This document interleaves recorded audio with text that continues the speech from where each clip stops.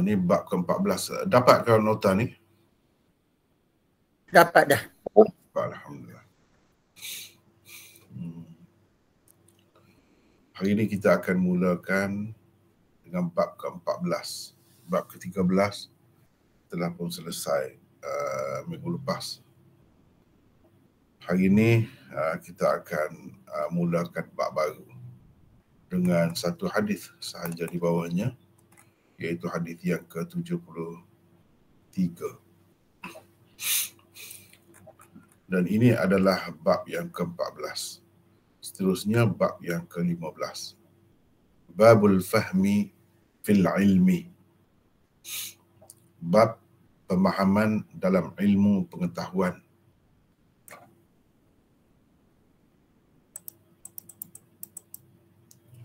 وبه قال حدثنا علي بن عبد الله قال حدثنا سفيان قال لي ابن أبي نجيح عن مجاهد قال صحبت ابن عمر إلى المدينة فلم أسمعه يحدث عن رسول الله صلى الله عليه وسلم إلا حديثا واحدا قال كنا عند النبي صلى الله عليه وسلم فأتي بجمار فقال إن من الشجر شجرة مثلها كمثل المسلم فأردت أن أقول هي النخلة فإذا أنا أصغر القوم فسكت فقال النبي صلى الله عليه وسلم هي النخلة.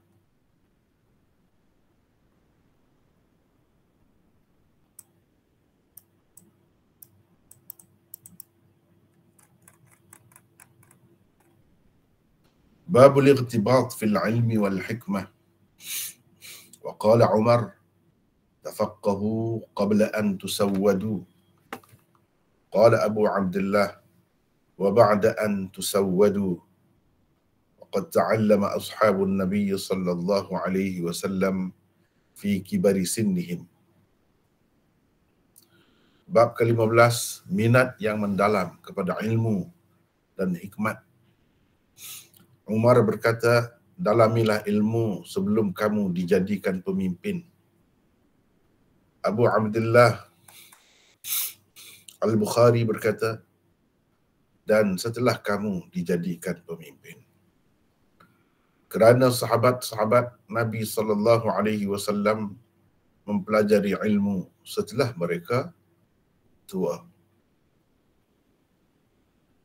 Wabihi qala haddathana Al-Humaydi قال حدثنا سفيان قال حدثني إسماعيل بن أبي خالد على غير ما حدثناه الزهري قال سمعت قيس بن أبي حازم قال سمعت عبد الله بن مسعود قال قال النبي صلى الله عليه وسلم لا حسد إلا في اثنتين رجل آتاه الله مالا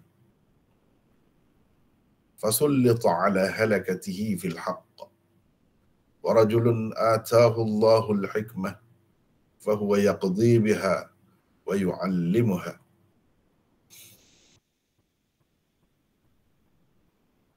Al-Humaydi meriwayatkan kepada kami, katanya Sufyan meriwayatkan kepada kami, katanya Ismail bin Abi Khalid meriwayatkan kepadaku, berlainan daripada apa yang diceritakan kepada kami oleh Az-Zuhri. Katanya, saya telah mendengar Qais bin Abi Hazim berkata, saya telah mendengar Abdullah bin Mas'ud berkata, Rasulullah sallallahu alaihi wasallam bersabda, tidak ada kedengkian melainkan terhadap dua macam orang. Pertama ialah seseorang yang Allah kurniakan kepadanya harta, lalu dia membelanjakannya sampai habis di jalan kebenaran. Dan kedua ialah seseorang yang Allah kurniakan kepadanya kebijaksanaan, maka dia membuat keputusan berdasarkan kebijaksanaan yang diberikan kepadanya itu, di samping mengajarkannya juga kepada orang lain. Itulah dua bab dengan masing-masing di bawah setiap bab itu hanya ada satu saja hadis. Satu saja hadis. Di bawah bab ke-14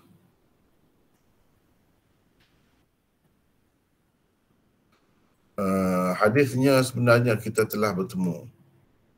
Kita telah bertemu dah sebelum ini. Boleh dirujuklah dalam pelajaran yang lepas. Di sini hadis yang sama Imam Bukhari guna untuk maksud yang lain pula. Iaitu maksudnya dapat kita lihat pada tajuk bab yang dibuatnya. Dengarkah? Dengarkah? Kan tak terang juga. Ya, dengar. Baik. Pemahaman dalam ilmu pengetahuan. Maknanya kepentingan, keperluan. Pemahaman dalam ilmu pengetahuan. Jangan belajar tak faham.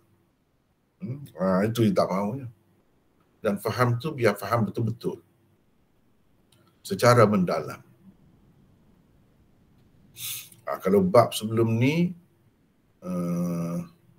orang yang mendalam ilmunya tentang agama. Orang yang Allah berikan kefahaman yang mendalam kepadanya tentang agama. Bagaimana orang tu dapat faham yang mendalam tentang agama? Jawabnya kerana dia bila belajar, bila membaca, bila mengaji, dia faham dengan baik. Dia faham dengan baik. Setiap bab, setiap pelajaran yang dipelajarinya, diikutinya, difahaminya dengan baik. Itu sebab bab ini mempunyai kaitan yang rapat dengan bab sebelumnya, iaitu bab ke-13. Man yuridillahu bihi khairan yufaqih fiddin. Orang yang Allah mahukan kebaikan yang istimewa untuknya, diberikan kepadanya faham yang mendalam tentang agama. Tafaqquh tu makna faham yang mendalam tu macam mana dia dapat? Kerana dia belajar sebelum itu, untuk sampai ke peringkat itu dia memahami apa yang dipelajarinya dengan baik. Baik, Imam Bukhari ada buat tajuk bab ini, apa tujuannya? Baik, kita tengok. Setelah Imam Bukhari mengemukakan tajuk ke-13, ditunjukkan betapa istimewanya orang yang dapat mendalami ilmu agama. Tetapi adakah ia mudah untuk diperolehi? Dan bolehkah ia didapati secara percuma? Tentunya tidak. Kerana itulah Imam Bukhari membawa tajuk ini pula untuk memberitahu bahawa untuk mendapatkan ilmu yang mendalam, mestilah ada usaha sesuai dengan sunnatullah untuk segala perkara yang berlaku di alam ini. Iaitu tidak ada satu pun perkara yang diperolehi tanpa adanya usaha dan pengorbanan. Itu dia nak ceritanya. Nak boleh faham tu kadang-kadang kena baca beberapa kali. Ambil masa lama. Nak boleh hadam sesuatu ilmu itu.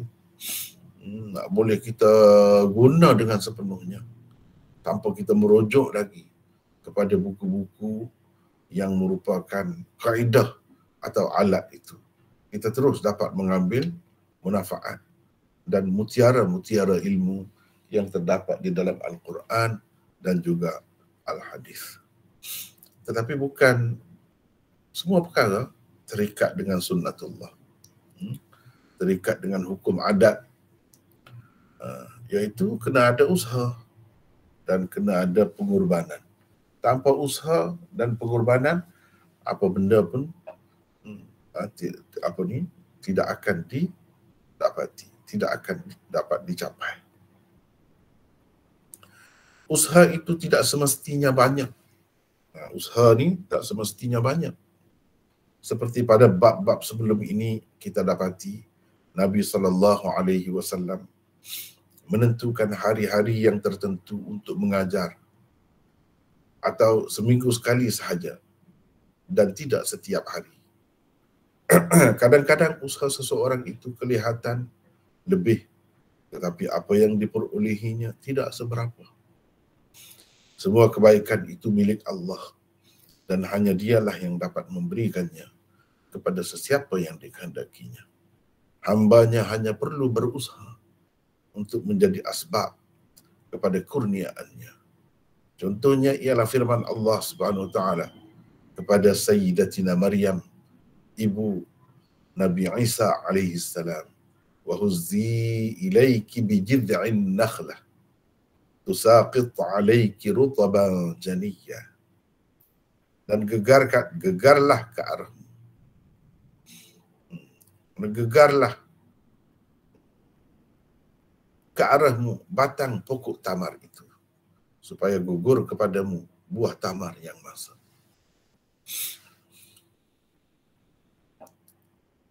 Padahal bukankah Maryam pada ketika itu sedang syarat mengandung?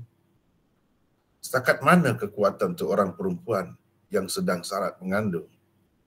Walaupun begitu, beliau tetap diperintah supaya menggegarkan pokok kurma sebagai satu usaha, meskipun pada nama sahaja, untuk menggugurkan buahnya. Jadi kena ada juga. Setengah-setengah orang yang Allah SWT nak bagi itu tak nanti banyak sangat belajar, tak nanti bersungguh-sungguh mengambil masa yang lama sangat, tak mesti. Tetapi usaha pada zahirnya, walaupun pada namanya sahaja, mesti ada. Inilah buktinya. Inilah buktinya. Dia kena ada usaha tu juga untuk Allah SWT kurniakan sesuatu kepada kita. Kadang-kadang usaha itu perlu lebih, kerana kemampuan semula jadi yang Allah SWT berikan kepada kita itu mungkin kurang daripada orang lain. Maka kita perlu berusaha lebih sedikit daripada orang lain. Ada juga begitu. Tetapi ada juga tak perlu banyak sangat. Ada usaha sedikit saja. Lepas tu bolehlah seterusnya dia berjalan sendiri, bahkan sampai ke peringkat berlari.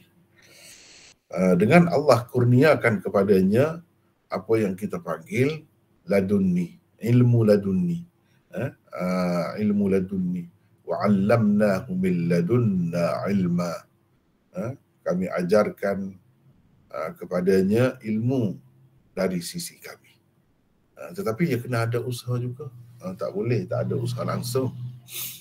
Kena ada juga ikhtiar itu.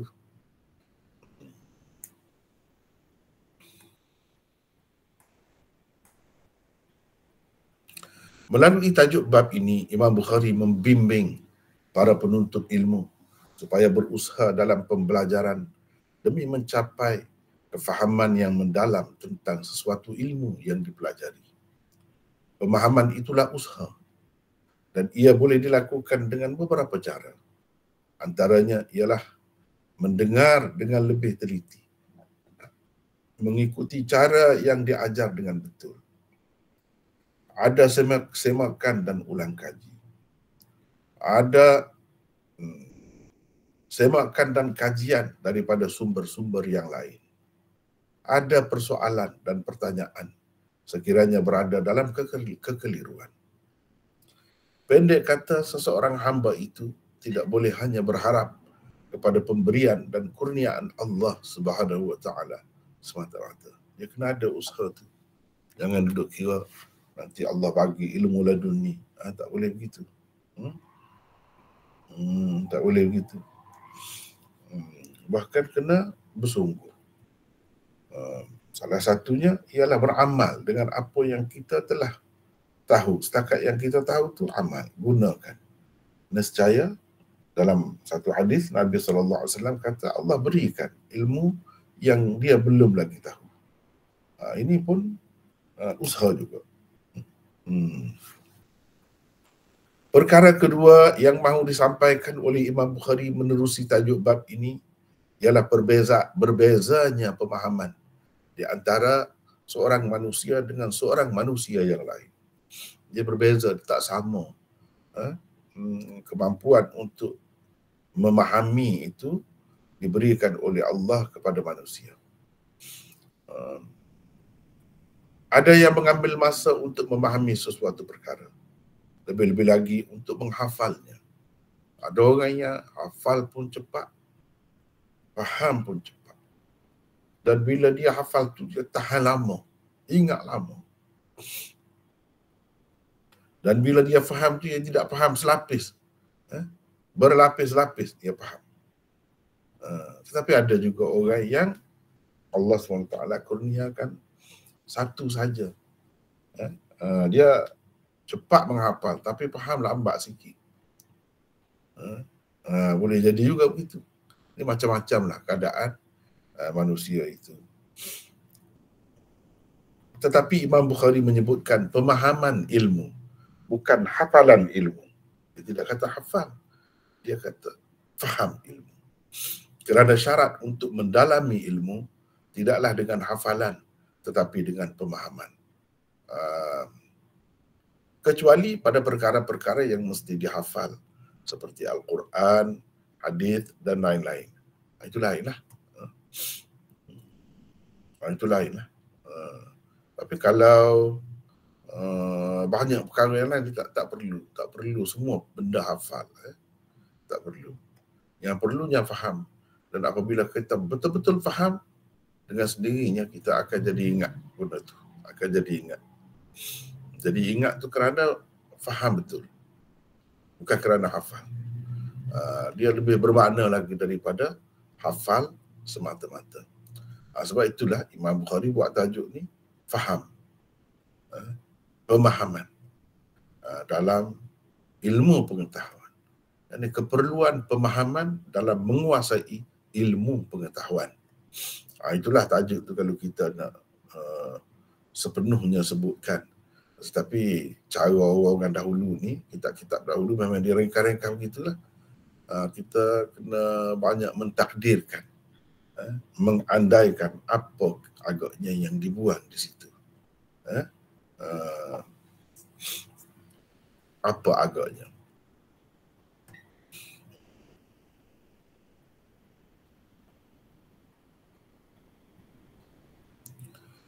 Jadi kalau kita kata babul fahmi fil ilmi, babu luzumil fahmi fi husulil ilmi. Gitu. Bab kemestian atau keperluan pemahaman dalam mencapai ilmu pengetahuan. Boleh kita takdirkan begitu. Bab luzumi, misalnya kita kata luzumi al-fahmi fi husuli atau tahsili, boleh. Husulil ilmi. Husulil ilmi, boleh kita kata begitu. Ini yang kita takdirkan. Jadi kalau kita kata dalam terjemahannya, beginilah bab keperluan. Atau boleh kita buat lain-lain, bab ahammiyatil fahmi. Ahammiyatil fahmi. Fi talabil ilm, boleh juga. Apa ini boleh kita takdir saja. Bab keperluan.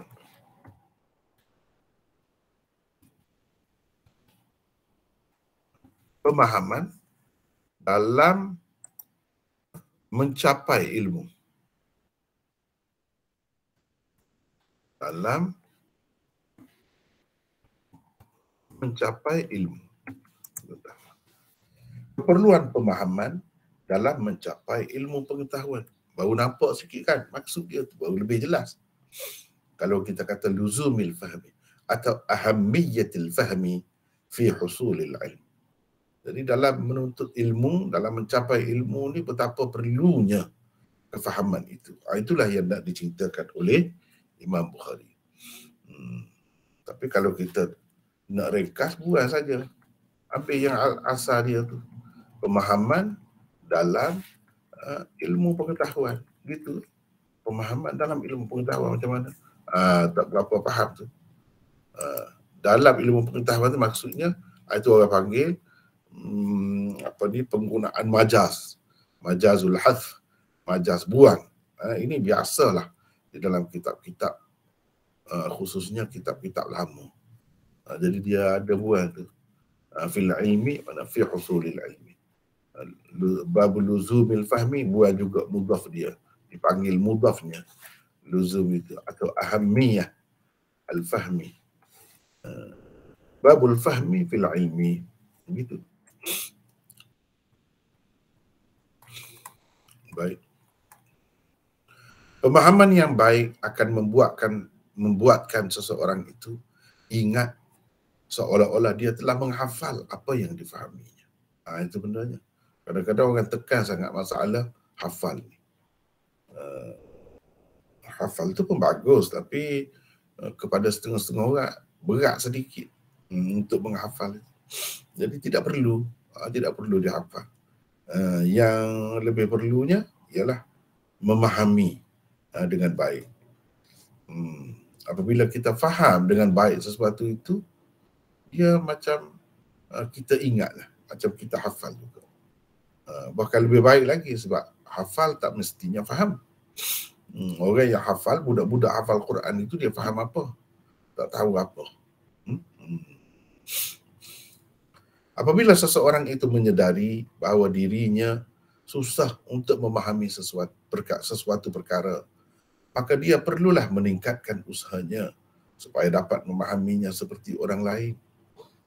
Imam Bukhari mengajar kita supaya mengenal kemampuan diri agar dapat ditentukan berapa banyak usaha yang perlu dikerah untuk mendapatkan ilmu yang dikehendaki.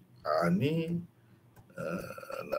dia nak kita cek diri kita sendirilah, pastikan diri kita tu macam mana. Kalau kita dah tahu kita ni lambat sikit, ada sahabat kita cepat faham, kita lambat sikit. Dia boleh faham dalam masa sejam. Kita kena gandakan masa tu. Kita ambil 2 jam, dapat faham juga. Begitu juga dengan hafal. Orang dapat hafal dalam masa 1 jam. Kita boleh hafal juga, tapi dalam masa 2 jam. Kalau kita nak juga, kena sedarlah hakikat tu. Kena lebih lah. Kalau orang belajar 2 tahun, dah jadi alim, kita kena sekali ganda 4 tahun. Dia kena sedar diri. Kalau orang tu dah cepat, mudah faham, mudah ingat, dan kalau dia banyak pun dia boleh, sepatutnya begitulah. Tapi kadang-kadang orang ni kalau dia ada kelebihan tu dia main-main. Biasanya budak-budak begitulah. Budak-budak kalau ketika remaja tu begitulah. Budak-budak yang pandai, yang luar biasa kecerdasannya, biasanya main-main. Tetapi apabila dia sampai ke peringkat umur dewasa, lain. Mungkin orang-orang yang seperti ini dia jadi serius dan menumpukan perhatiannya kepada ilmu.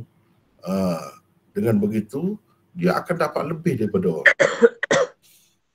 Kita yang kurang sikit pun, katakanlah kita kurang sikit, dengan kita gandakan usaha di peringkat awal, mungkin kemudian harinya Allah SWT akan kurniakan, permudahkan kepada kita. Jadi lebih daripada yang di peringkat awal, di peringkat remaja, pada masa remaja tu cerdik sangat. Tapi kemudian hari yang biasa ni akan jadi lebih daripada yang tu. Boleh jadi. Itu semua kita tak tahu. Jadi sesuai dengan keadaan kita. Masa ni kita payah faham. Usahakan. Sehingga apabila ilmu tu jadi mantap di dalam diri kita, mungkin kita jadi lebih daripada orang lain. Yang lebih cerdas. Yang lebih pintar daripada kita mungkin di satu peringkat. Kawan-kawan kita di peringkat remaja dahulu misalnya. Begitulah keadaan menuntut ilmu ni. Dia macam-macam, keadaan orang tu tak sama, tak serupa. Perkara ketiga yang terdapat dalam tajuk bab Imam Bukhari ini ialah pemahaman dalam hal ilmu pengetahuan adalah suatu perkara yang dituntut dan dikehendaki. Kalau kita perhatikan ilmu yang Nabi SAW bagi perbandingan ilmu yang diutus Allah, dia membawanya, ini diterima oleh macam-macam manusia. Ada tiga macam. Dan dia bandingkan dengan tanah yang menerima hujan. Satu macam tanah tu, dia bukan setakat menakung air, tetapi menyerap air ke dalam bumi, menyebabkan tumbuhnya bermacam-macam tumbuhan, pokok, tanaman, yang mengeluarkan hasil dan manfaat yang banyak kepada manusia. Itu satu macam orang. Yang kedua ialah tanah atau bumi yang hanya dapat menakung air.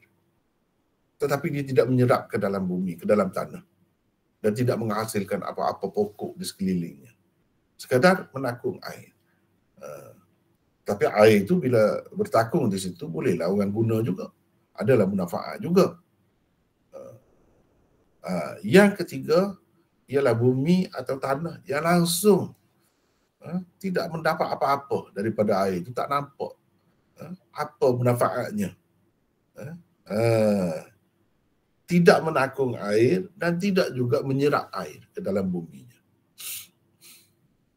ke dalam tanahnya. Tidak. Ini perbandingan untuk tiga macam orang dalam menerima ilmu wahyu. Yang pertama itu peringkat mujtahid, alim, orang yang belajar, dalam diri dia pun ada dan manfaatnya kepada orang lain pun ada, berguna kepada masyarakat sekelilingnya. Ilmu dia sendiri pun ada menakung air dan orang lain juga berguna, dapat mengambil air itu dan dia menyerap air, dia hadam, dia gunakan air itu untuk macam-macam macam-macam perkara lagi, sehingga hasilnya begitu banyak. Ini golongan yang pertama. Golongan yang kedua, mungkin dia ingat saja hadis. Di suatu peringkat dahulu memang berguna. Orang yang ingat hadis ni hafal cukup bagus. Dia bukan alim. Tetapi orang-orang lain dapat ambil manfaat daripada ilmunya, dapat mengambil hadisnya. Berapa ramai dari kalangan perawi-perawi ini orang-orang yang bukan alim sebenarnya. Bukan alim, tetapi dia ingatan dia kuat. Itu pun berguna juga kepada orang lain. Bila sampai kepada orang lain, orang yang bijaksana, yang pintar, dia dapat keluarkan berapa banyak ilmu, pengetahuan daripada hadis-hadis yang dihafal oleh orang lain itu. Ini yang kedua. Sekurang-kurangnya kalau jadi macam tu pun tak apa dah. Sekurang-kurangnya ilmu itu berguna untuk diri sendiri. Tak apa dah. Dan yang ketiga, tak ada guna langsung. Macam orang kafir. Ilmu ada di hadapannya, tapi dia tidak mendapat ambil manfaat apa-apa daripada ilmu wahyu yang dibawa oleh Nabi SAW itu. Sia-sia saja. Untuk dirinya pun tidak berguna, untuk orang lain pun tidak ada apa-apa manfaat. Dia tidak membawa. Kalau dia bawa saja ilmu itu kepada orang lain pun ada manfaatnya. Itulah yang kita baca dalam hadis, haddatsana fulan, haddatsana fulan, haddatsana fulan. Dia jelas-jelas tu berapa ramai orang yang bukan sebenarnya alim pun, tetapi dia orang yang soleh, orang yang jujur, orang yang baik, orang yang amanah, dan ingatannya bagus. Itulah perbandingannya. Nabi SAW sendiri telah buat perbandingan itu. Dan itu kita akan bertemu di dalam Bukhari nanti. Pengajian yang matlamatnya bukan pemahaman adalah pengajian yang tidak bermakna dan hanya menghabiskan masa semata-mata. Kalau tak ada faham, sia-sia sebenarnya belajar. Apa-apa ilmu pun sia-sia saja. Tujuan pengajian adalah untuk mendapatkan kefahaman yang akan menjadikan seseorang itu yakin dengan ilmunya. Lalu dia tidak lagi teragak-agak untuk mengamalkan apa yang dipelajarinya. Ini sampai ke peringkat itu. Yakin tu sehingga kalau dia tak ada apa kuasa pun dia tetap berani. Sebab yakin dengan ilmunya. Kadang-kadang ada orang yang berilmu ramai tapi tak berani. Sebab apa? Sebab dia tak ada yakin. Nak dapat yakin tu macam bila faham betul, barulah ada keyakinan itu. Berapa ramai orang yang belajar sampai ke luar negara, tapi balik dia diam sesenyap. Sebab apa? Sebab tidak ada keyakinan dalam ilmu. Bila ada keyakinan itu, dia akan dengan sendirinya jadi berani. Usahakan manusia, burung hudhud, tafaqqada at-tayr faqala ma li la ara al-hudhud. Nabi Sulaiman tengok dalam majlis dia tu orang lain semua ada, burung hudhud tak ada. Bila tak ada, Nabi Sulaiman ancam, la'azbahanna aw la ya'tiyanni bi sultanin mubin. Kalau dia tidak ada alasan saja tidak hadir dalam majlis aku ini, aku akan sembelih dia. Kalau tidak, dia boleh bawa bukti yang jelas. Lalu burung hudhud mari dan dia kata, ahattu bima lam tuhid. Aku tahu dengan mendalam apa yang kamu tak tahu. Dia berani kata di hadapan Nabi Sulaiman. Padahal Nabi Sulaiman sudah mengancam akan sembelih dia. Ahattu bima lam tuhid bihi wa ji'tuka min saba'in binaba'in yaqin. Aku mengetahui apa yang kamu tidak mengetahui dengan sepenuhnya. Ahattu itu maknanya mengetahui dengan sepenuhnya. Mengetahui dengan lengkap. Secara komprehensif. Apa yang kamu tak tahu. Walaupun kamu hebat. Kamu memang lebih daripada orang lain. Kamu boleh bercakap dengan binatang ini. Boleh bercakap. Tapi perkara ni kamu tak tahu. Aku bawa kepada kamu berita yang meyakinkan daripada Sabak, negeri Sabak. Dia berani kata. Apa sebab? Sebab dia ada ilmu yang yakin.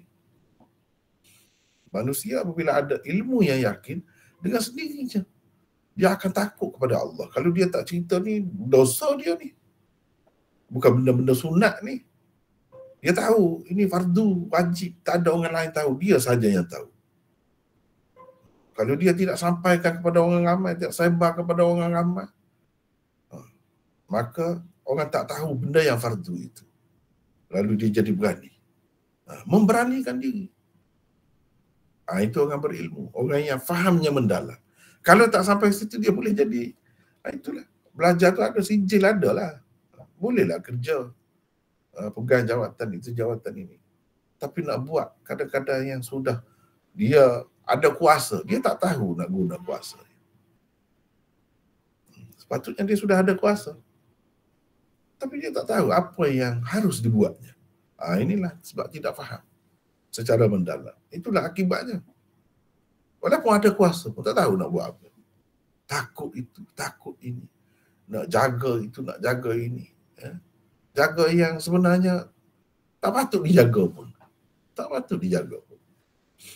Dia akan jadi begitu akibatnya. Bukan ilmu pengetahuan sahaja dituntut supaya dicari. Malah harta juga dituntut supaya dicari. Jika ada kaitannya dengan manusia. Seseorang itu akan dituntut mencari harta sekiranya ada orang lain.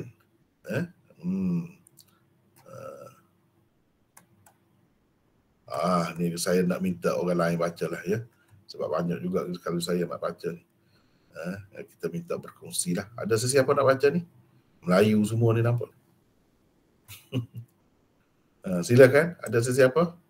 Perkara ketiga. Start perkara ketiga. Silakan. Penamaan calon ke hari ni. Ramai tak ada ini.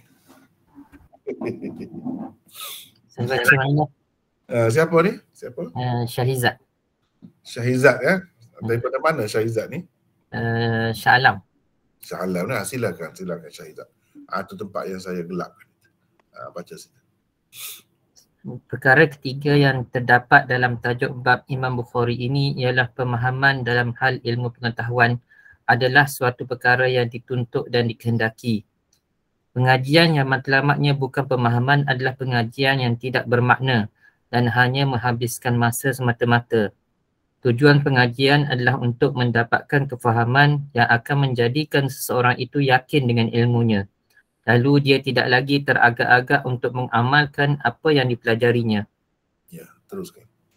Bukan ilmu pengetahuan sahaja dituntut supaya dicari, malah harta juga dituntut supaya dicari jika ada kaitannya dengan manusia. Seseorang itu akan dituntut mencari harta sekiranya ada orang lain yang ditanggung nafkahnya. Jika dia tidak berada dalam keadaan itu pula, maka tiada pun tuntutan mencari harta itu terhadapnya. Memadailah kepadanya kadar yang mencukupi untuk menampung keperluan dirinya sendiri sahaja. Keperluan kepada harta itu bagaimanapun hanya terhad setakat tubuh kasar sahaja.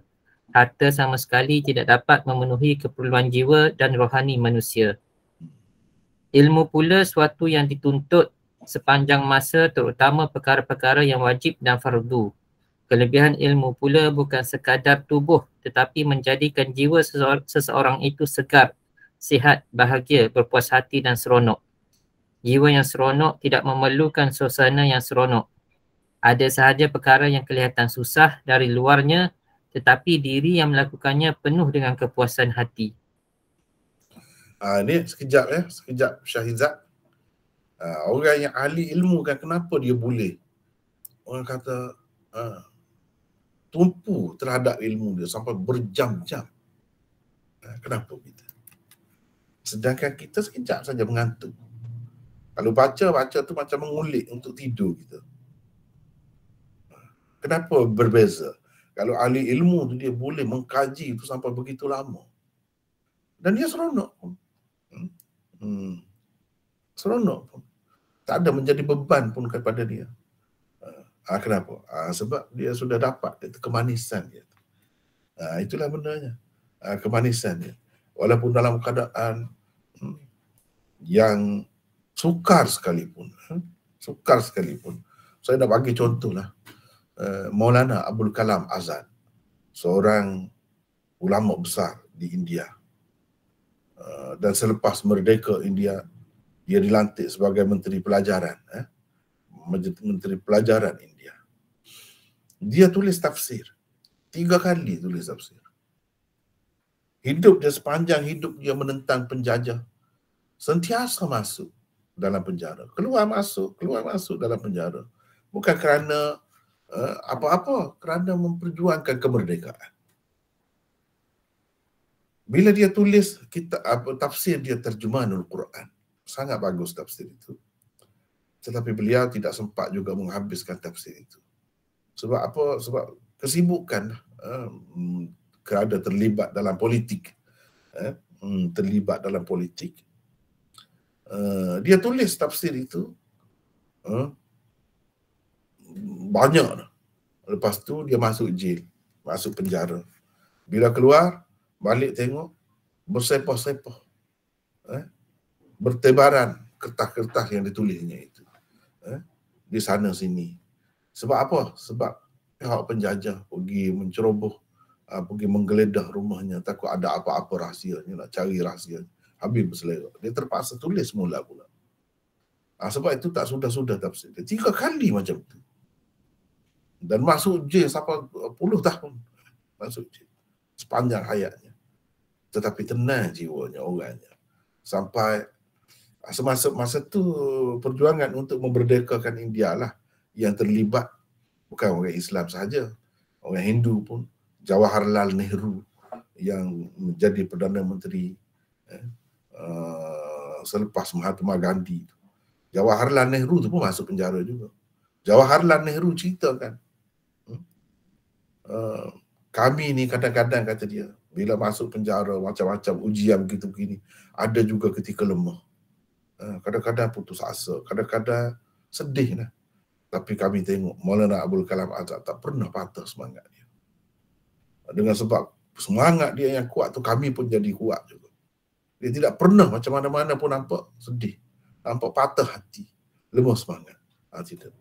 Itu Maulana Abdul Kalam Azad. Kepada orang-orang India kan, memang mengenang jasa dia. Orang-orang Islam terutamanya, termasuk saya sendiri yang pernah belajar di sana. Pelajar, tak kira pelajar mana, agama, tidak universiti kerajaan pun, semua dapat bantuan, semua dapat kemudahan, semua dapat bantuan daripada kerajaan. Sehingga kan saya nak ceritalah, ada juga benda-benda yang lucu semasa remaja. Kalau kita nak beli tiket nak tengok cerita di panggung wayang, nak tengok movie lah di panggung wayang, itu pun kita dapat separuh harga tiket. Sebab apa? Kita pelajar. Tunjuk kad saja, kad pelajar dapat tu. Naik kereta api, naik kapal terbang, naik apa, beli buku, semuanya dapat potongan. Itu kelebihan dan jasa yang dibuat oleh Maulana Abdul Kalam Azad. Walaupun negara itu bukan negara orang Islam yang majoritinya, tetapi kadang adanya orang-orang yang bijaksana macam ni, dia ada kuasa, dia pandai guna kuasa dia, sehingga kesannya dapat dicapai oleh umat Islam. Sampai ke hari ini, umat Islam hebat dalam ilmu. Kerana apa? Kerana ada universiti-universiti yang mengutamakan orang Islam, yang melebihkan orang Islam dari segi bilangan, kaki tangannya, tenaga pengajarnya, pelajar-pelajarnya, melebihkan orang Islam. Itu antara jasa dia. Inilah seorang ahli ilmu yang berkuasa dan menggunakan kuasanya dengan penuh kebijaksanaan. Tapi kadang-kadang kita tengok orang politik ni, itulah hari ni nak penamaan calon kan. Sajalah nak sebut sebab teringat benda tu. Kadang-kadang dia dapat kuasa, dia tak tahu nak guna kuasa dia. Ini saya.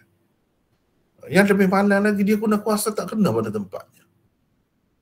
Ini semua ni kerana tak ada kefahaman. Semasa belajar dulu, kefahaman yang mendalam.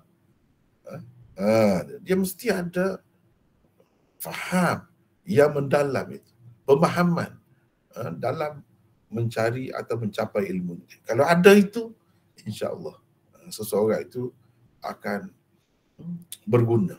Duduk di mana, dia jadi apa, akan berguna. Itu pentingnya benda ni ya. Teruskan Syahizat tadi, teruskan.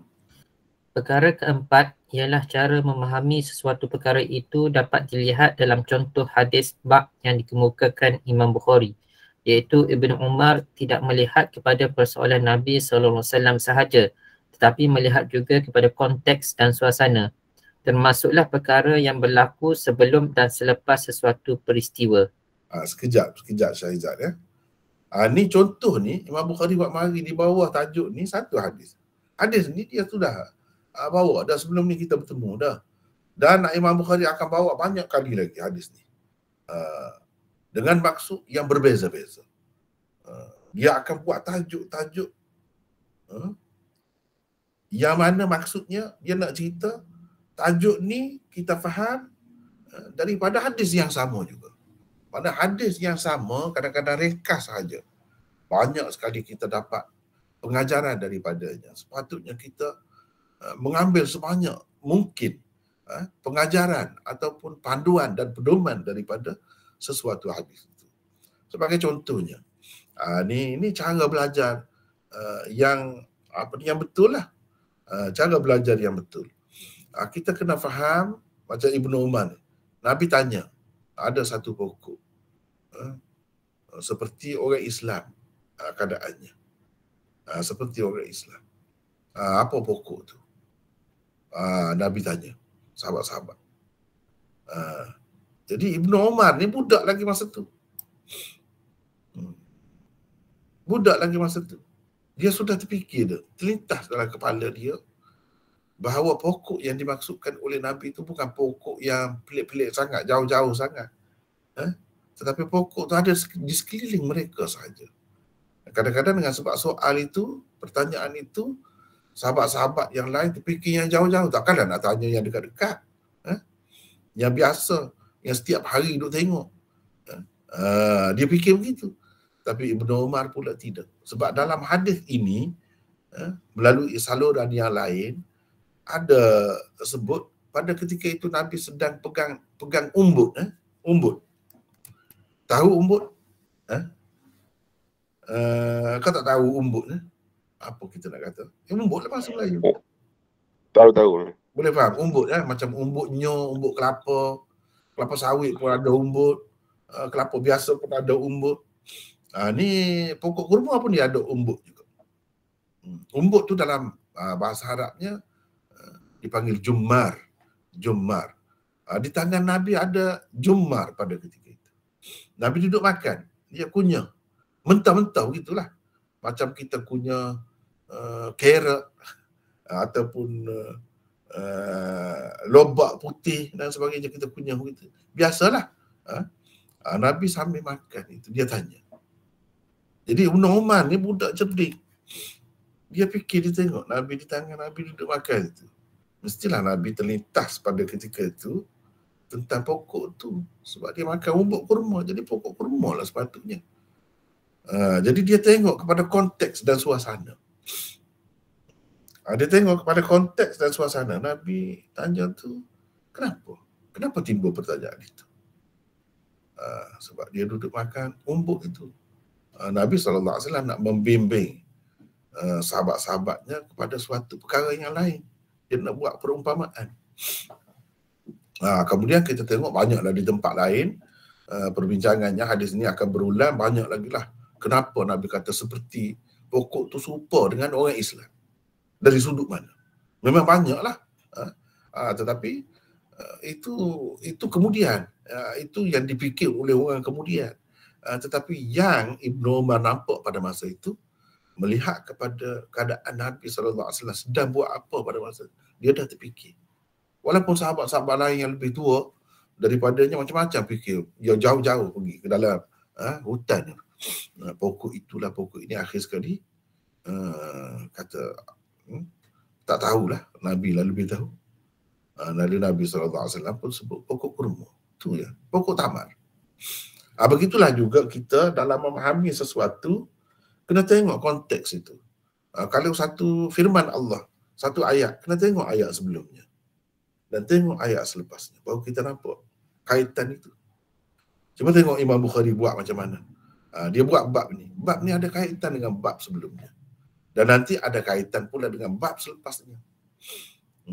Itulah cara nak faham dengan mendalam tentang sesuatu. Antara yang membantu kita ialah siyak.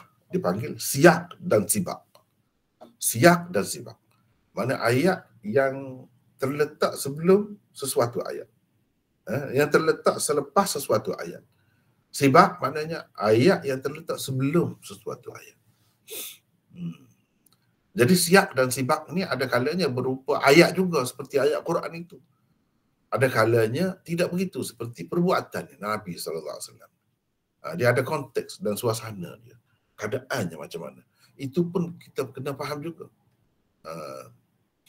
Jadi sehingga sambil-sambil balik dalam perjalanan balik itu, Ibnu Umar cerita kepada ayah dia. Umar pun ada juga dalam majlis tu. Dia kata sebenarnya dia dah terlintas. Dia jawab apa tadi Nabi tanya tu. Sayyidina Umar tanya, kamu terlintas apa? Dia kata terlintas dah pokok tamar tu. Sayyidina Umar kata, kenapa kamu tak cerita tadi?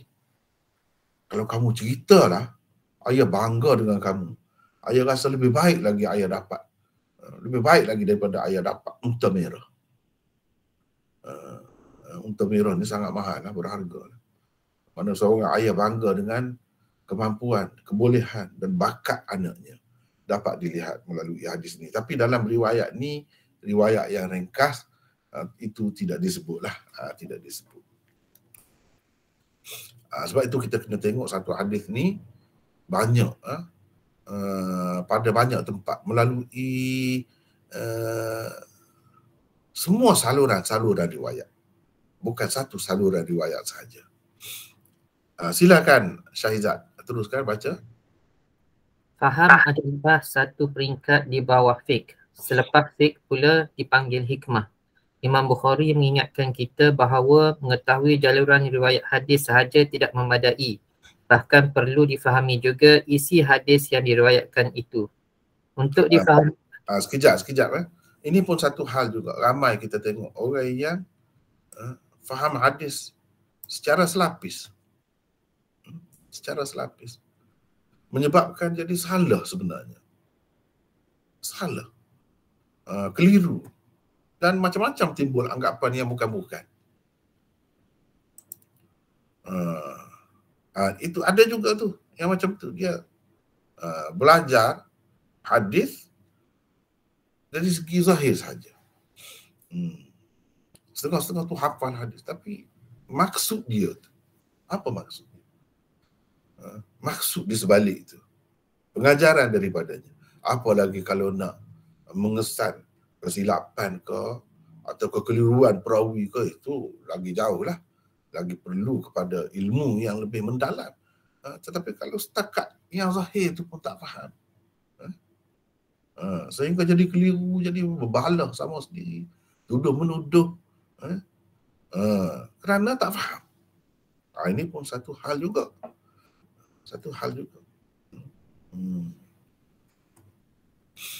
Sebab itulah kena belajarlah secara mendalam dengan faham betul-betul apa yang dipelajari itu. Silakan Syahizat.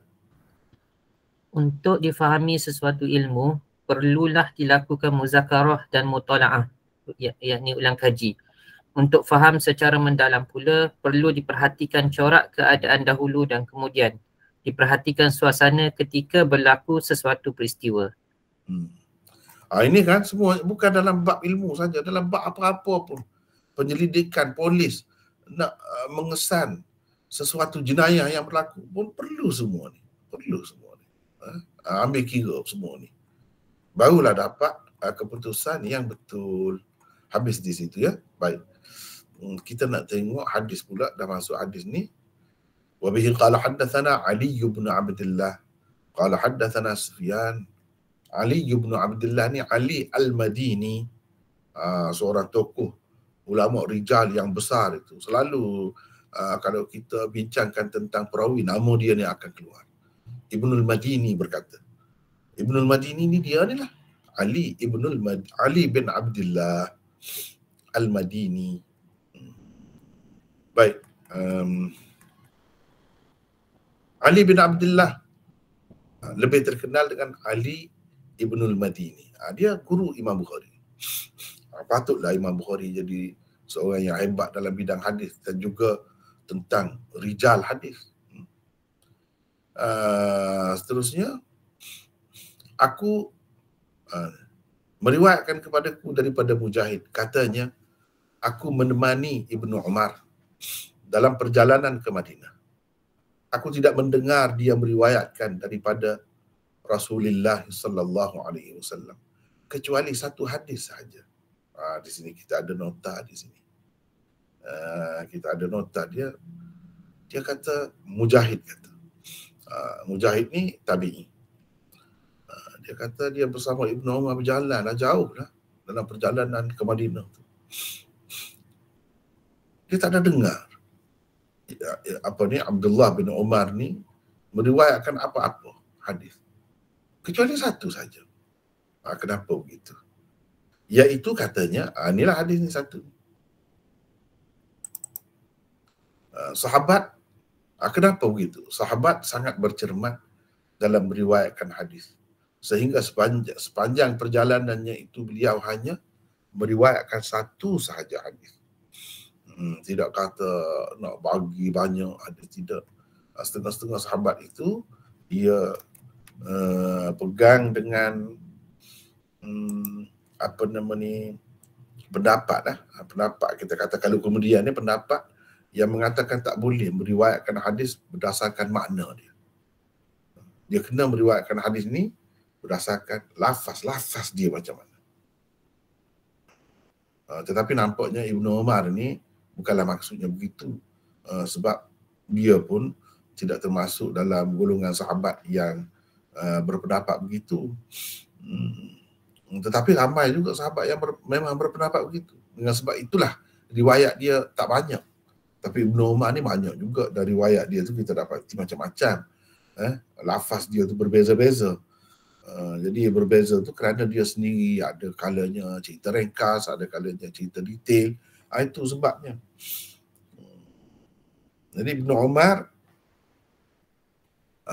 sebab itu dia tidak mudah-mudah. Lebih baik faham, cuba fikir secara ambil maksud sebanyak mungkin daripada sesuatu hadis yang difahami itu.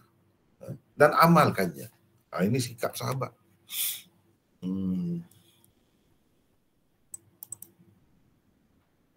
Iaitu katanya ketika kami sedang berada di samping Nabi SAW, tiba-tiba dibawakan kepadanya jummar, yakni umbut tamar. Maka baginda bersabda, jadi ada orang bawa sambil makan. Maka baginda bersabda, sesungguhnya di antara sekian banyak pokok, ada satu pokok yang betul-betul seperti orang Muslim dalam perbandingannya. Kalau kita nak banding lah, orang Islam itu dengan pokok, maka pokok yang paling serupa dengannya ialah pokok tamar, pokok kurma. Pokok kurma. Kita panggil pokok kurma. Padahal karam tu, kalau dalam bahasa Arab, pokok anggur, kurma. Jadi kurma ni daripada bahasa Farsi sebenarnya. Masuk dalam bahasa Melayu. Khurma. Itu. Pokok tamar lah. Tetapi mengingatkan bahawa saya adalah yang paling muda di kalangan orang ramai, yang ini pada ketika itu, maka saya diam. Lalu Nabi SAW bersabda, pokok itu ialah pokok kurma, pokok tamar. Ini riwayat yang ringkas, yang panjangnya macam saya sebut tadilah. Banyak lagi yang disebutkan. Pokok kurma.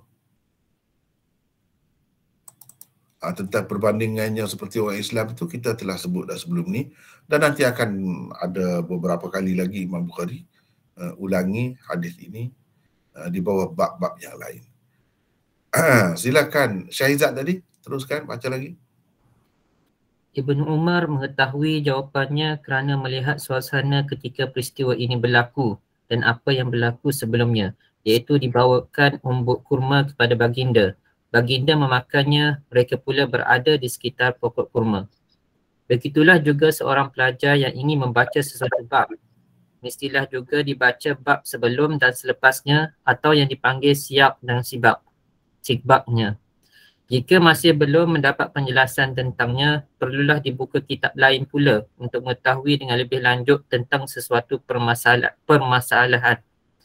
Dari sinilah difahami perlunya mutalaah atau ulang kaji apabila tidak mendapat penjelasan.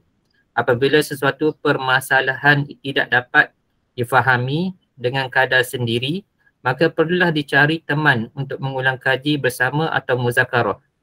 Jika tidak dapat difahami sesuatu masalah kerana kekurangan faham tata bahasa contohnya, maka perlulah dipelajarinya terlebih dahulu supaya ia dapat membantu memberikan faham yang betul terhadap sesuatu masalah. Mungkin cara penyampaian seseorang guru menyebabkan kita kurang faham. Dalam keadaan itu, perlulah ditanya dan diminta penjelasan. Kefahaman yang mendalam tentang sesuatu masalah itu memerlukan usaha seperti yang disebutkan. Barulah ia dapat menjadi seorang ulama, fuqaha dan hukama. Jadi kena ingat sebelum ni kan, Imam Bukhari dah buat bab dah. Belajar ini untuk menjadi ulama, fuqaha dan hukama. Jadi caranya macam ni lah. Yang disebut sini bukan mudah. Bukan mudah. Dia kena ikuti dengan sepenuhnya. Apa-apa yang diperlukan itu, apa-apa yang diperlukan mestilah dilakukan. Seperti bermuzakarah, bermutala'ah, muraja'ah dengan guru, muraja'ah kepada kitab-kitab lain. Buka kitab-kitab lain. Kalau pandai dah buat rujukan sendiri, Kena buka pula kitab-kitab lain. Jangan kira satu saja. Jangan kira satu saja. Walaupun kalau kita kata dalam usaha menterjemah sekalipun, kadang-kadang ada tempat-tempatnya perlu kepada buku lain lagi. Apalagi kalau nak buat tidak terjemahan, nak buat sendiri. Lagilah. Jadi kalau perlu kepada sesuatu ilmu, perlu. Memang ilmu alat perlu. Contohnya tadi, tajuk tadi. Babul fahmi fil ilmi. Kita kata babu ahammiyatil fahmi fi husulil ilm. Fi tahsilil ilm. Boleh juga. Macam mana kita tahu tu? Nak sebutkan perkataan ini yang dibuat, perkataan ini sepatutnya yang sesuai. Macam mana kita tahu? Dan kaedah apa yang diguna buat tu, kenapa dia buat? Orang panggil apa tu kalau buat macam tu? Ini semua perlu kepada ilmu. Itu dipanggil majazul hazf. Majazul hazf. Majaz buang. Dalam Quran ada disebut was'alil qaryah. Was'alil qaryata allati kunna fiha. Tanyalah kampung atau negeri di mana kami berada dahulu. Negeri, tanya negeri. Tanya negeri macam mana? Negeri boleh jawab apa kalau tanya? Maksudnya tanyalah penduduk negeri itu. Penduduknya. Jadi dia buang penduduk. Dia buang penduduk tu. Itu sama-sama di sini. Kita nak tahu macam mana. Dia bila ilmu seseorang itu mantap, dia mempunyai ilmu alat yang cukup, dia akan nampak dengan sendirinya benda tu.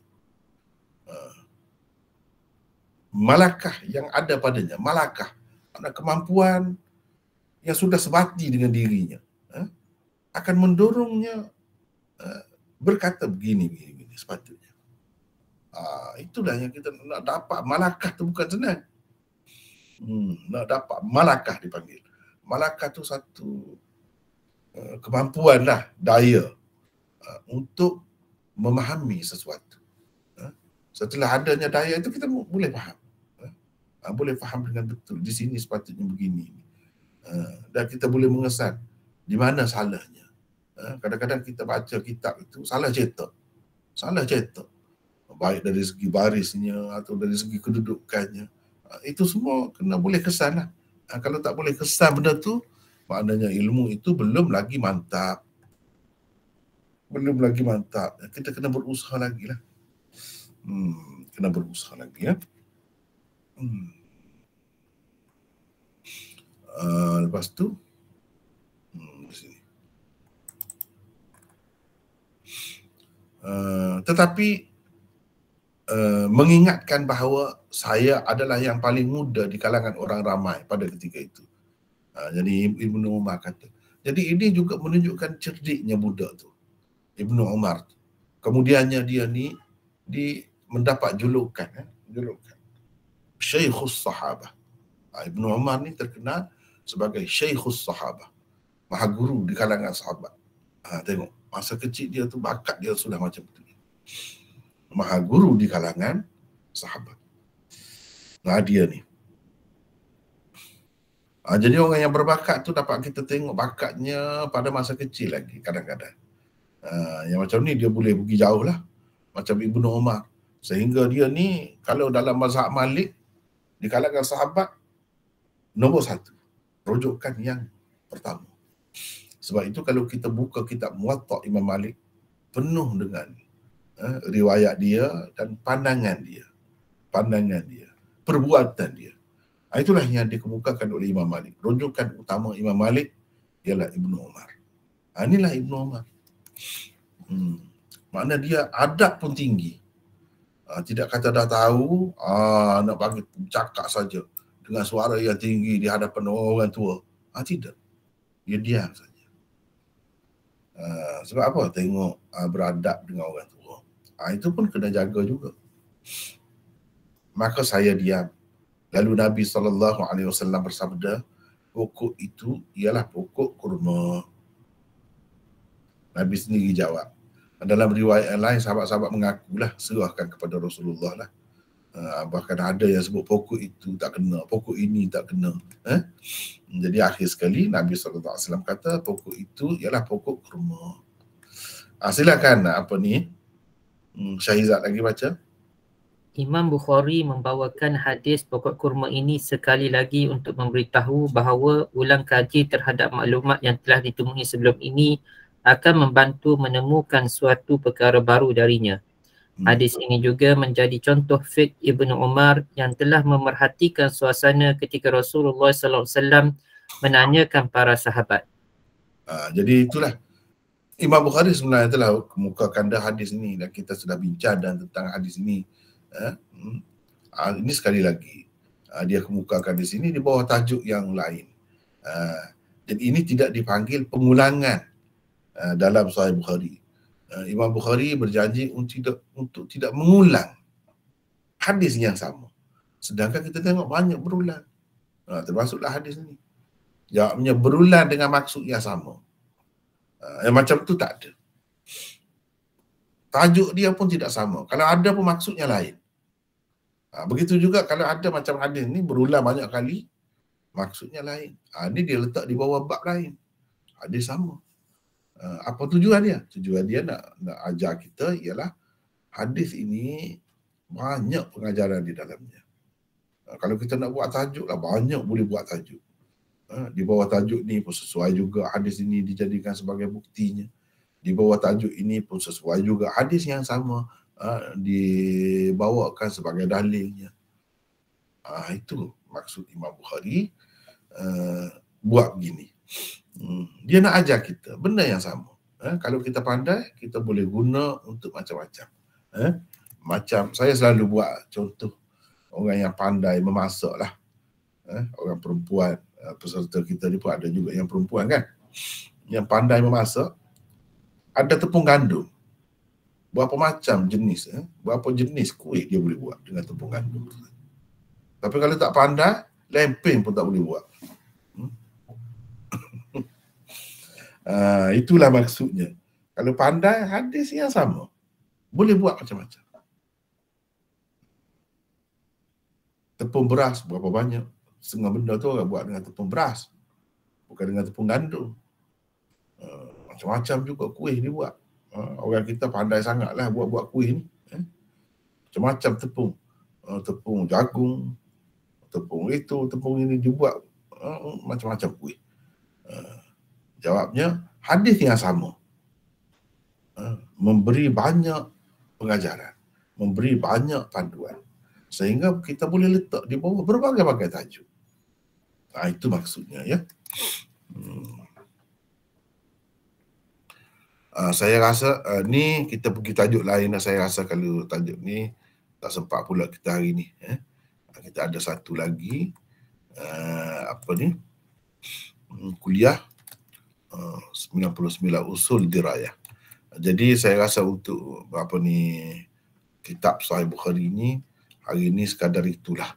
Dan kita boleh buka peluang untuk bincang-bincang lah. Sementara habis waktunya kita bincang-bincang saja. Tidak letak di akhir. Biasanya kita letak di akhir untuk dua-dua kuliah itu. Tetapi mungkin kalau letak di akhir begitu dia jadi lupa dah. Jadi lupa dah. Pasal tidak segar lama dah jadi. Tak ingat dia nak tanya apa. Ataupun nak bincang apa. Nak bagi pandangan apa. Jadi baiklah sekarang ni kita buka lah. Kita buka untuk perbincangan. Silakan. Serta persekongsian. Assalamualaikum warahmatullahi. Waalaikumsalam warahmatullahi. Silakan. Saya Asyad Maulana. Ya. Nak tanya Maulana pasal ni macam hadis yang bincang ni. Macam hadis yang mula-mula tu yang pasal kelebihan ilmu tu yang Imam Bukhari dah beritahu dulu tu. Jadi macam mana Imam Bukhari tu dia memang satu-satu hadis tu dia dah faham hadis tu dengan maksud yang banyak maksudnya, ataupun Imam Bukhari dia tak keluarkan dulu semua maksud-maksud hadis itu, ataupun Imam Bukhari akan membawa kepada hadis-hadis yang lain, maksudnya dalam penulisan kitab ni lah. Maksud apa ni, cara penulisan Imam Bukhari tu. Macam mana tu Maulana? Dia begini, Imam Bukhari tulis tajuk bab dia di masa lain. Hadis dia tulis masa lain. Jadi dalam banyak-banyak hadis dia pilih lah untuk letak. Ambil masa lama dia nak tulis tu, ambil masa lama. Hadis ni sesuai letak di bawah tajuk apa. Dan dari masa ke semasa tajuk itu pun berubah-ubah. Sebab itulah nuskha-nuskha Sahih Bukhari dahulu ada macam-macam. Ada yang tajuk dia berbeza sedikit daripada tajuk yang mungkin dalam kitab yang kita baca. Sebab dia buat dulu, jadi anak murid yang dulu tu dia buat balik lah. Yang dia salin tu ke negeri dia. Lepas tu dia tak pergi dah. Itulah sebab jadi berbeza-beza nuskah tu. Jadi Imam Bukhari ni memang tajuk bab dia tulis di lain. Dia sudah fikir dah. Di bawah tajuk bab ni hadis apa yang sesuai. Hadis apa yang sesuai. Lalu dia masukkan hadis ni. Di bawah bab tu. Kadang-kadang ada dua hadis, lepas tu tak ada, tinggal satu.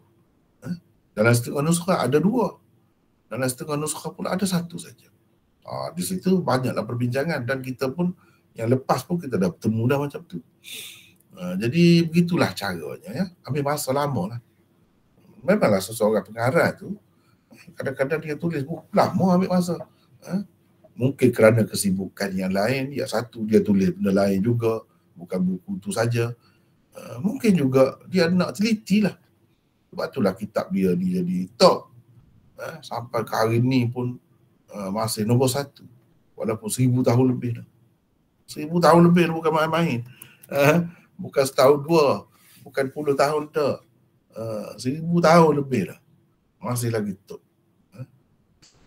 Sebab apa dia teliti. Kitab-kitab dia yang lain tidaklah seperti ini. Tidaklah dianggap hebat dah. Seperti ini. Ini satu keistimewaan dia. Banyaklah dia kena buat itu, kena semayang dulu. Dan dia tulis terjematul bab ni di Raudah. Antara kubur Nabi lah, sekarang asalnya rumah Nabi. Dengan apa nama ni, itu mimbarnya itu antara tu. Dia duduk di situ, dia tulis. Kemudian setiap hadis yang nak dimasukkan, sebelum dimasukkan tu, dia semayang dulu. Baru dia tulis. Cuba tengok tu. Iltizam dia tu. Tinggi. Jadi itu kan sebab saya pun tak berapa faham juga apa ni pertanyaan apa nama ni saudara kita Arsyad tadi. Apakah itu maksudnya ataupun apa? Ya, betul Maulana. Ada lagi yang lain? Ada lagi yang lain? Silakan. Assalamualaikum Maulana. Waalaikumsalam. Saya Faizal dari Gombak. Ya.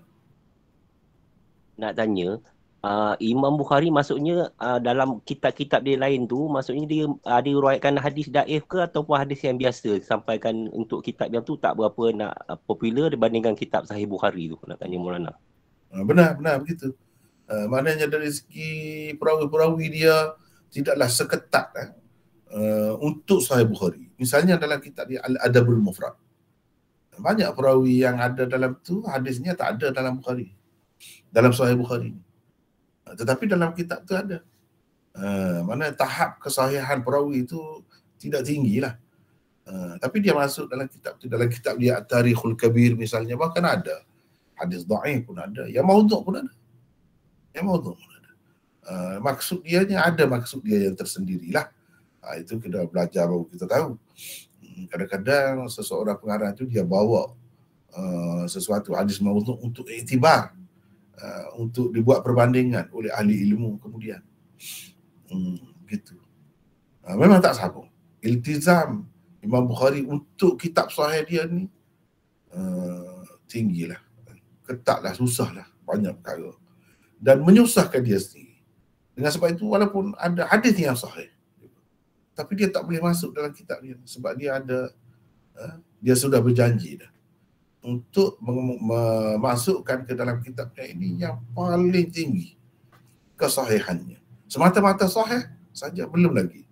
Dengan sebab itu banyak hadis yang ada dalam Sahih Muslim. Sahih Muslim itu pun bukan main tinggi dah. Imam Bukhari tak ambil lagi. Tak masukkan dalam kitab dia ni. Itulah bezanya Sahih Bukhari dengan kitab-kitab yang lain, termasuk kitab-kitab dia sendiri. Termasuk kitab-kitab dia sendiri. Sebab kalau nak beriltizam dengan syarat-syarat yang ketat begini untuk semua kitab, penat juga. Letih lah. Imam Bukhari itu sampai kencing berdarah. Itu sejarah hidup dia. Dan untuk nak jaga ilmu dia supaya tidak buang masa, dia makan sikit saja. Tapi otak dia tu bergeliga lah. Walaupun makan sikit, sebiji dua ya, buah apa nama ni, buah badam itu yang dimakan. Ada kalanya begitu. Memang dia betul-betul hidup zuhud lah. Barulah dapat keluarkan kitab yang macam ni. Boleh? Sekadar itulah. Ada lagi yang lain? Silakan. Assalamualaikum Maulana. Waalaikumsalam. Saya Abdul Aziz daripada Pulau Pinang. Ya, silakan. Soalan saya, memang perlukah kita maknanya mengaji hingga habis usia kita dalam untuk memahami sesuatu ilmu ni? Kerana saya tengok bila kita nak faham tentang suatu ilmu ni, maknanya kita contoh dalam fiqh, kita kena tahu semua keadaan dalam semua mazhab contohnya kan. Jadi barulah betul-betul kita faham untuk suatu ilmu, jadi kita boleh terima kita punya dan kita boleh terima amalan orang lain. Jadi berbalik kepada usaha kita untuk mendalimi ilmu tu, maknanya kita kena habiskan usia kita sehingga kita dapat sepenuhnya kepahaman tu. Maulana, boleh Maulana komen? Nanti selepas ni kita ada bab. Bab selepas ni. Tadi kita bacakan bab ni, bab yang keberapa ni kita baca tadi. Dia bab selepas ni, irtibat ni. Bab ke-15. Tadi kita baca bab yang ke-14. Sayyidina Umar kata, tafaqqahu qabla an tusawwadu. Abu Abdullah berkata, Imam Bukhari berkata, mana kamu mendalamilah ilmu sebelum kamu tua. Salah satu maknanya. Itu nanti kita akan bincangkan, ada di bawah ni. Imam Bukhari tambah, bahkan selepas kamu tua. Cuba tengok. Wa ba'da an tusawwadu. Ada yang baca tasawwadu. Sampai ke tua. Maknanya untuk seseorang tu menjadi pakar dan ahli, ada kalanya ilmu tu perlu didalami sampai tua. Itulah maksudnya. Memang begitu. Cuba tengok ahli-ahli ilmu kan, yang hebat-hebat tu, semakin tua semakin dia hebat. Pakar-pakar tu, yang tua-tua tu lagi hebat. Pengalamannya banyak. Mudah je kepada dia. Kalau kita kata tengok sebelah mata saja, benda tu dia boleh buat kerja lebih daripada orang lain. Ini kerana kemahiran dan kepakarannya. Kalau nak jadi pakar lah.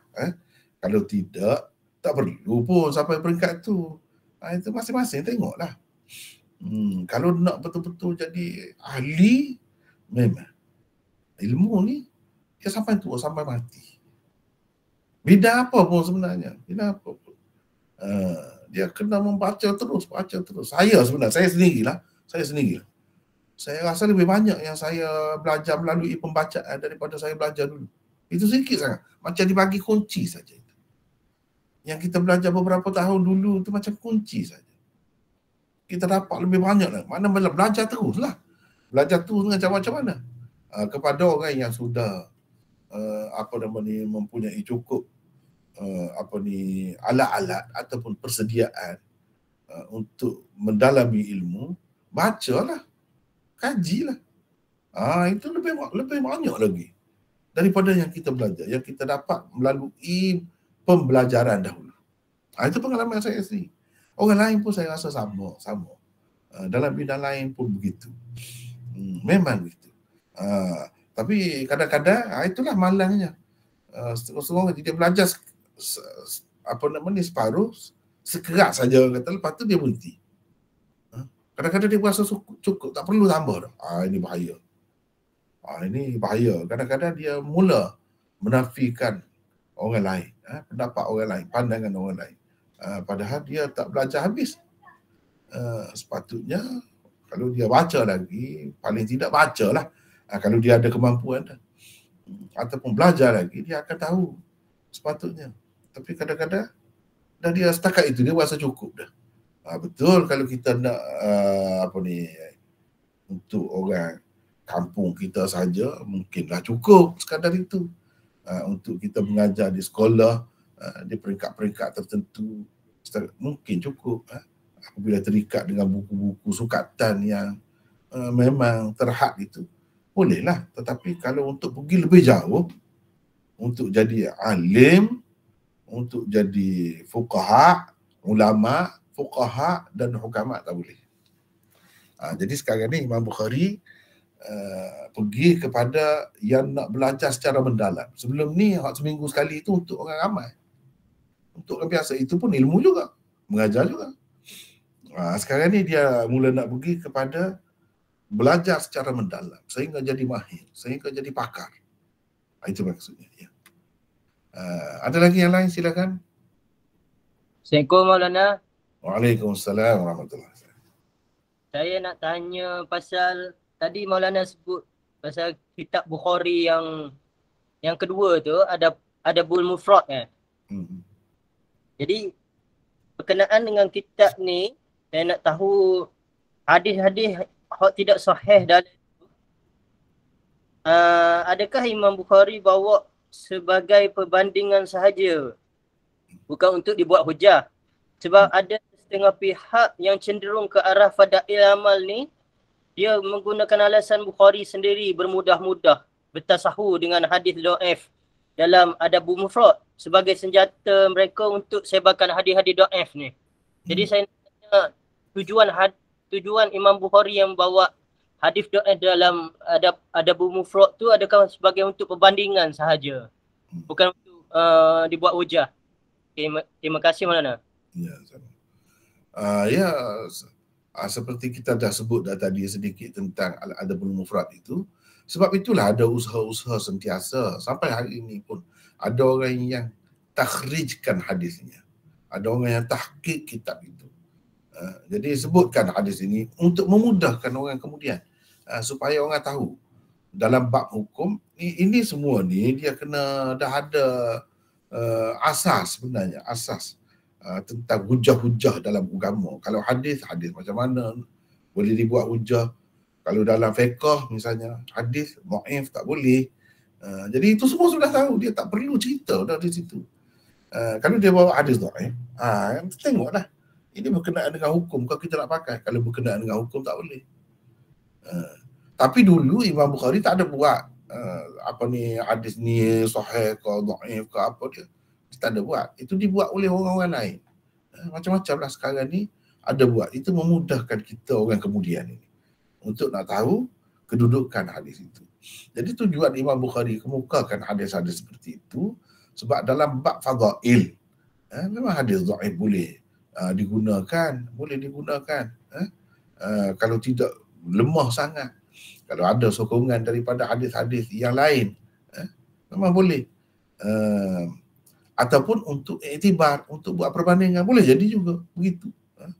Sebab biasa juga sesuatu hadis dhaif itu dikemukakan untuk iktibar, untuk orang tengok. Misalnya dalam Tirmizi, ada hadis yang diriwayatkan oleh Syiah.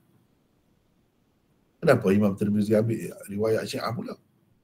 Kita kata jadi dhaif lah dengan sebab tu. Jawabnya, kerana Imam Tirmizi nak cerita riwayat Syiah sendiri pun terima riwayat itu. Mereka pakai. Sedangkan bercanggah dengan akidah pegangan mereka. Itu kita tak nampak yang tu. Misalnya ambil air semaya basuh kaki. Syiah yang riwayatkan. Sedangkan kalau Syiah betul, dia tak boleh basuh kaki. Tak sah wuduk tu, dia kena sapu kaki. Jadi Imam Tirmizi bawakan hadis seperti itu untuk nak cerita orang Syiah pun terima juga hadis itu. Dan hadis itu tidak memihak kepadanya. Hadis yang boleh diterima daripada ahli bid'ah ialah hadis yang tidak menyokong fahamannya.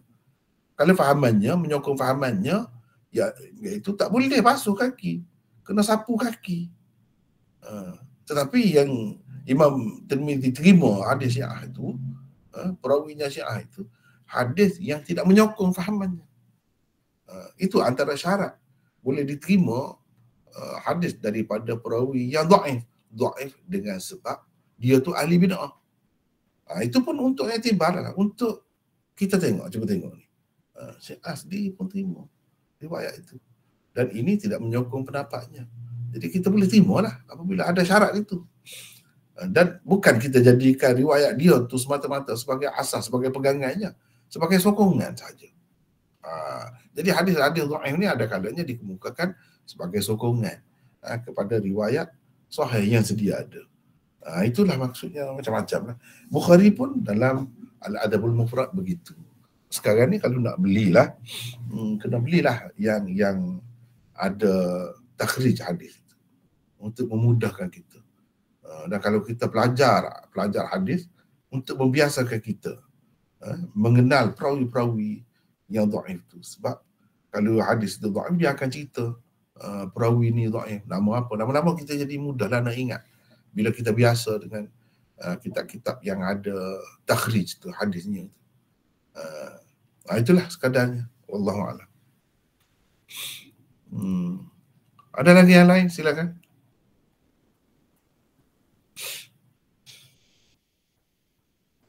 Maulana, ada satu soalan, ada satu kalam kata tuntutlah ilmu sampai ke negeri China. Itu kalam apa Maulana?